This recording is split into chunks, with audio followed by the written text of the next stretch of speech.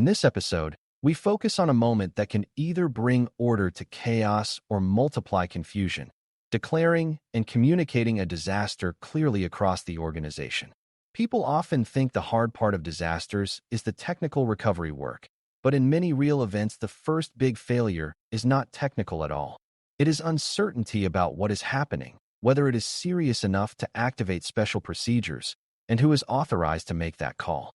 If the organization waits too long to declare a disaster, teams may improvise in inconsistent ways, critical decisions may be delayed, and damage can grow. If the organization declares too early without clarity, it can cause panic, unnecessary disruption, and loss of trust in the process. Clear declaration is not about dramatic language. It is about making a precise, shared decision that activates defined actions. Clear communication is how that decision becomes coordinated behavior, because without consistent messaging, every team will interpret the situation differently and act differently. Our goal is to teach a beginner-friendly way to understand what a disaster declaration is, why it matters, how it should be triggered, and how it should be communicated so people know what to do and what not to do. Before we continue, a quick note. This audio course is a companion to our course companion books. The first book is about the exam and provides detailed information on how to pass it best. The second book is a Kindle-only ebook that contains 1,000 flashcards that can be used on your mobile device or Kindle. Check them both out at cyberauthor.me in the Bare Metal Study Guide series. A disaster declaration begins with understanding what the word disaster means in an organizational context, because it does not always mean a natural catastrophe. In security and operations, a disaster is any disruptive event that overwhelms normal operating procedures and requires special coordination to protect essential functions and restore capability. It could be a prolonged power outage, a major data center failure, widespread ransomware, or a critical vendor outage that blocks core services. The common feature is that the event creates conditions where normal incident handling is not enough and where continuity and recovery plans must be activated. For new learners, a simple way to think about it is this. A normal incident is handled within the usual workflows, but a disaster changes the rules of the day. A disaster declaration is the moment the organization says we are now operating under continuity and recovery mode, and that shift must be unambiguous. Without that shared shift, teams may keep acting as if normal conditions still apply, which leads to misaligned priorities and slower recovery. Triggers for declaring a disaster should be defined ahead of time, because in the heat of the moment, it is difficult to be objective. Triggers often involve time-based thresholds, such as critical services being unavailable beyond an acceptable limit, or evidence that impact is spreading across multiple essential functions. Triggers can also involve scope, such as an event affecting multiple sites, multiple departments, or a major segment of users. Another trigger category involves risk severity, such as confirmed compromise of systems that cannot be trusted until they are rebuilt. The specific triggers vary by organization, but the principle is to define conditions that are observable and tied to impact. This reduces subjective debate when stress is high. For beginners, the key idea is that a disaster declaration should not depend on someone's feelings. It should depend on agreed signals that the situation has crossed a threshold requiring coordinated action. Decision authority is just as important as triggers, because even a perfect trigger list is useless if no one is clearly authorized to declare. The organization must define who can make the declaration, who can make it if the primary decision maker is unreachable, and how that decision is documented. A common failure is assuming the highest-ranking person will make the call, but during real events that person may be unavailable or may lack the situational detail needed. Another failure is allowing too many people to declare independently, which can lead to conflicting declarations and confusion about legitimacy. A workable approach defines a primary authority, a backup authority, and a clear process for escalation when the threshold is unclear. The idea is to enable timely decisions while keeping them controlled and consistent. For beginners, think of it as having a clear referee in a game. The players can see the situation, but the referee makes the official call that everyone agrees to follow. Once a disaster is declared, communication becomes the main control that shapes organizational behavior. Clear communication answers the questions people ask immediately. What happened? What is the current impact? What actions are being taken? What actions should teams take now? And what actions should they avoid? It also clarifies who is coordinating and where updates will come from, because rumors spread quickly when information is missing. The first communication after a declaration should be concise but complete enough to stop confusion.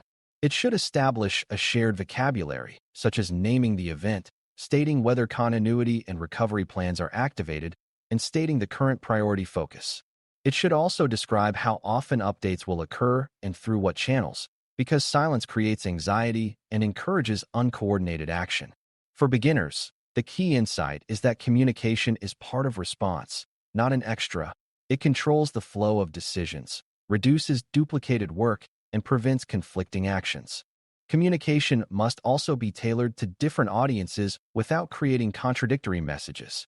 Executives need a summary of impact, risk, and operational priorities, along with what decisions may be required. Technical teams need guidance on priorities, change restrictions, coordination channels, and verification requirements. Business teams need to know what services are available, what workarounds are authorized, and what obligations still apply. General staff need clear direction on what they should do, such as whether they should attempt to log in, whether they should continue normal work, or whether they should follow alternate procedures. The same core facts should appear across messages, but the details should match the audience's responsibilities. If messages differ in their core meaning, trust erodes, and people revert to their own assumptions.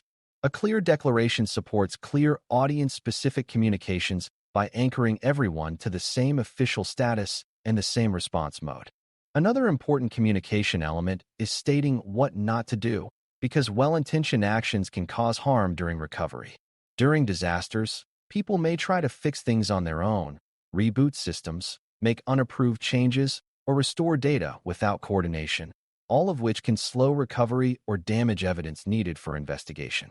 A disaster declaration should activate change controls that are appropriate for crisis mode, which may include restricting changes to authorized recovery actions only. Communication should make those boundaries clear in plain language, so teams understand that speed is not achieved by everyone acting independently. It should also clarify how to request exceptions when necessary, because rigid rules without a way to adapt can create workarounds. For beginners, the idea is that in a crisis, coordination is what creates speed, and communication is what enforces coordination. Clear guidance on what not to do prevents accidental sabotage of recovery. Clarity also requires honesty about uncertainty, because early in disasters the full picture is often unknown. A common mistake is making overly confident statements that later prove incorrect, which damages trust and causes people to ignore future updates. It is better to communicate what is known, what is not yet known, and what is being done to learn more. This can be done without technical jargon and without creating panic. For example, you can say that the organization is investigating the scope of impact and will provide updates at specific intervals, and that certain systems should not be used until further notice. This approach keeps people informed while avoiding speculation. It also supports better decision-making because people understand which facts are stable and which are evolving. For beginners, the key lesson is that clarity is not the same as certainty. Clarity means the organization communicates truthfully and consistently even when information is incomplete. Timing and cadence matter because communication that is too infrequent creates rumors, while communication that is too frequent without new information creates noise and frustration. A good approach sets a predictable update rhythm, such as updates at defined intervals or when major milestones are reached. It also identifies a single source for official updates, so staff do not chase information across many channels. Communication should include a way for teams to report critical observations, because frontline reports often reveal changes in impact or new risks. However, that reporting should flow through coordinated channels so it does not overwhelm decision-makers. A disaster declaration can include instructions for how to submit updates and requests, which helps maintain order. For beginners, think of it as creating a single conversation rather than 100 separate conversations, because coordinated recovery requires shared context. A final aspect of declaring and communicating a disaster is ensuring the declaration itself is recorded and can be referenced later. Recording does not mean writing a long report during the crisis, but it does mean capturing the decision time, who declared, what triggers were met, and what response mode was activated. This record supports later review and helps with accountability and learning. It also helps if leadership changes during the event due to shift rotation, because the new leaders need to understand the basis for the current response posture. Documentation also reduces disputes later about whether the organization responded appropriately, because there is a clear trail of decisions. For beginners, the key idea is that decisions in crises must be traceable, not because someone is looking for blame, but because traceability supports trust and continuous improvement. When documentation is light but consistent, it strengthens both operations and governance. Declaring and communicating a disaster clearly is about creating a shared, official shift from normal operations to continuity and recovery mode, anchored in defined triggers and clear decision authority. A strong declaration happens neither too late nor too early, but when observable thresholds show that normal procedures are insufficient and coordinated action is required. Clear communication then turns that declaration into aligned behavior by stating what is known, what is uncertain, what actions are expected, what actions are prohibited, and how updates will be delivered. Audience-specific messaging keeps guidance relevant without changing the underlying facts, while cadence and a single source of truth reduce rumors and conflicting actions. Finally, recording the declaration and key decisions preserves continuity across shifts and supports learning afterward. When organizations handle declaration and communication well, they reduce chaos, protect trust, and create the conditions for faster, safer recovery. Thanks for listening.